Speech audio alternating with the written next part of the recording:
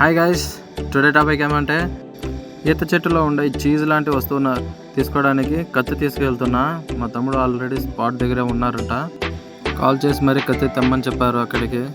నేను వెంటనే బైక్ తీసుకుని స్పాట్కి చేరిపోయాను. అక్కడి నుంచి లోపలికి నడిచి వెళ్ళాలి కాబట్టి నడిచి వెళ్ళాను.